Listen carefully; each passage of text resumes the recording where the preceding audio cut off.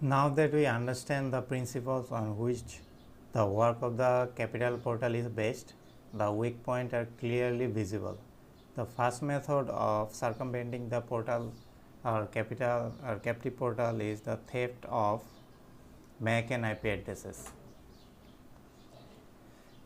It is the method that uses the hack captive portal script. It intercepts IP and MAC from someone who is already connected and authorized in the intercept portal. The principle of operation is very simple. The script finds all the live hosts that are local network and tries their MAC and IP in return.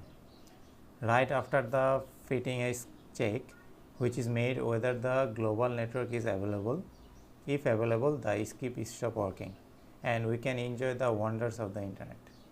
If the external network is not available, simply try this MAC and IP, etc. Very simple but very effective. Mandatory requirement is the local network. There must be someone who has already logged into intercept portal. So in principle, it is possible to write out several MAC IP work pairs and connect even when the hosts are not at home. But such pair can be rotten and they can be valid, for example, only for a day. However, this is a very effective and most versatile method. Second one is bypass captive portal using UDP port. Usually all TCP and UDP ports are blocked on intercepting portal for non-authenticated users. All but one, 53 UDP port with normal networking. This port is required to query DNS server in order to convert hostname to IP. You need to start by checking if DNS queries are spoofing, which usually not. To do this, just run this command on the terminal several times for several hosts. So for example, to get the IP host, just type this. To get the Google host, type this, etc. similar like this. So if the results are different and not, for example, every time like 192.168.88.1 for another local IP address, then DNS requests are free to pass on UDP port which is 53, which is open. Though port 53, you can configure UDP proxy, VPN and other tunnel. Free UDP VPN on port 53 can be found right in Google. True, this method did not work out for me for the intercepting portal, and that was in close proximity to me.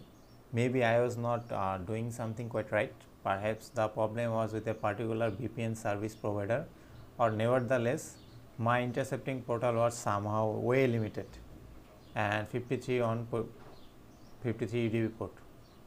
Who was successful or his own thought on UDP VPN on port 33, you can understand that it's pretty easy and it will be get to learn for all of us. So next is we are going to talk about more is theft of bypass the credential using theft of credential of legitimate user.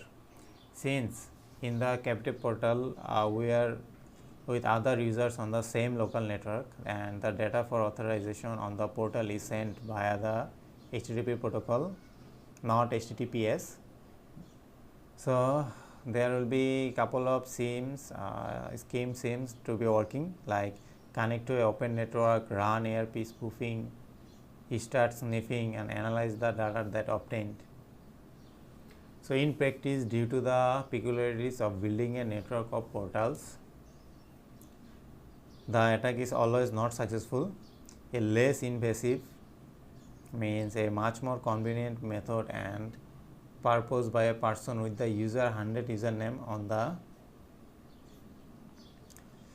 a forum, you can use that, but we take advantage of the fact that this is an open network traffic is transmitted without encryption. Those who will not connect to the network, but we will use AeroDump NG to listen to the traffic. So First we need to start and we need to stop the network manager and kill processes that can hinder us using this very simple command. So next in the command, if necessary, replace the name of WLAN 0 with the name of your wireless interface, putting the card into monitor mode. So this is set into monitor mode.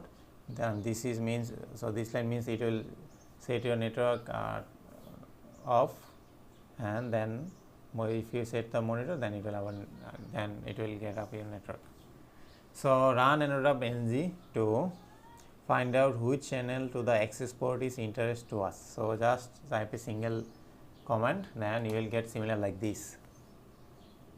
As you can see in this picture, there are several open APs at different frequencies. As you can see, several of them, I highlighted that. So I choose the one with the strongest signal since he or she should be easier or closer to me. Now when we show the necessary information, what you have to do is run arrow-dump ng again, and with this following option, like this option to save the captured data into a file, and we set a certain channel so that arrow-dump constantly listen only to it and did not jump to other channels. So now just wait for enough. So after that, just type this into a comment. So what you have to do now is just wait for enough data to accumulate. We need to just have a authenticated user on the network. We need to wait until a authenticated user enters their credential. Depending on the number of network user, it may take several hours or even more. So pay attention to the data field. If it does not change at all, so there is no one to connect it to the access point. So if it changes sluggishly, then someone is connected, but that does not surf on the internet. So to analyze the data, open a capture file. So make sure you run Wireshark on your Linux machine. Then just run the program and open the capture file that you saved. So to speed up the search, use Wireshark filter, a filter that shows only data sent by the post. So what you have to do, just type this into here. So this is the filter, wireless filter, which is built in on Wireshark. So make sure you type those commands in here. So this command, this post method, it will show only the data sent by a post, and this is the filter that shows only the data transmitted to the get method, and this shows all the HTTP traffics, the filter. So make sure you write within in lowercase. So because Wireshark is case sensitive, so make sure you write in all lowercase. And another to option the display of all HTTP traffic, because HTTP traffic mostly on port 80, and this one is for search for request to a specific site. So you can just type any specific site you want to search, and this one search request to a specific site by name. Then with this IP address, you can show all traffic from a specific IP. So make sure you try all of that. And this one is show all traffic that has a specific IP address on a source or destination. To speed up the process, I connected from another device and logged into arbitrary data. So I entered like 11111 as username and 22222 as the password, as you can see in here, username. So this is the intercepted data from Wireshark. So there are various useful information in here, but the main one is this line, this one.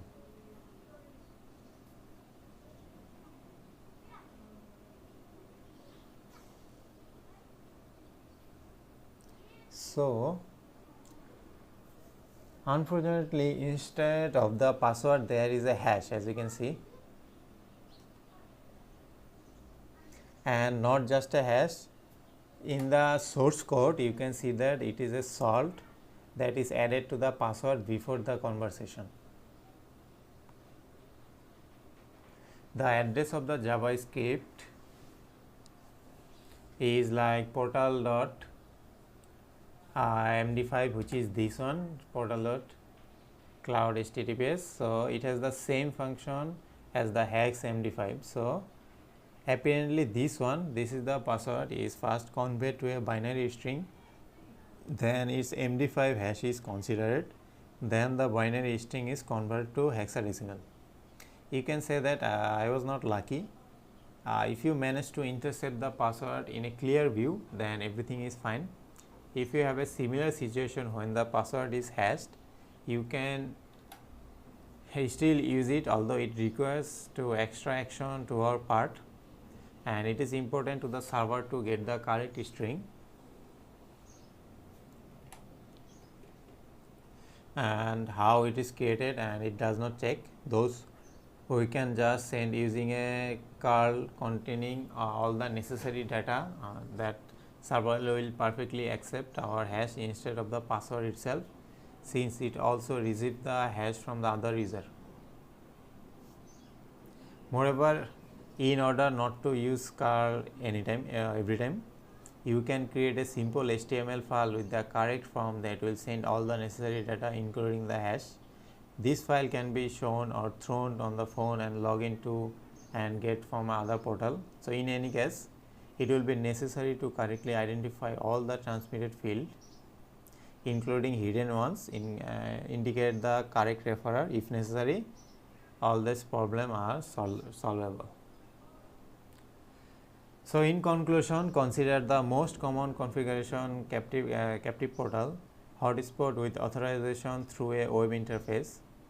The node contains the most effective ways to circumvent them.